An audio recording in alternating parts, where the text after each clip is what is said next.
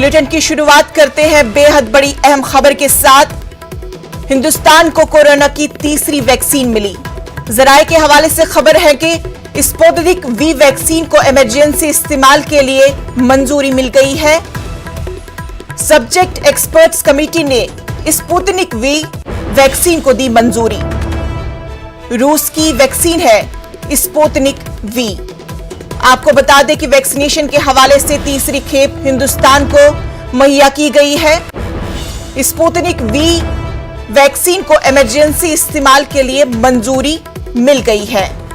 यह खबर जराये के हवाले से आ रही है कि सब्जेक्ट एक्सपर्ट्स कमेटी ने स्पुतनिक वी वैक्सीन को मंजूरी दी है।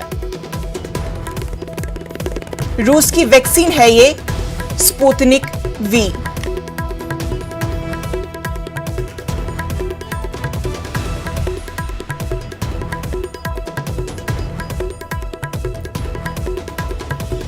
इस वक्त की बड़ी खबर, कोरोना वायरस की वैक्सीन के हवाले से हिंदुस्तान को तीसरी वैक्सीन मिल गई है। स्पुतनिक वी वैक्सीन को इमरजेंसी इस्तेमाल के लिए मंजूरी मिल गई है।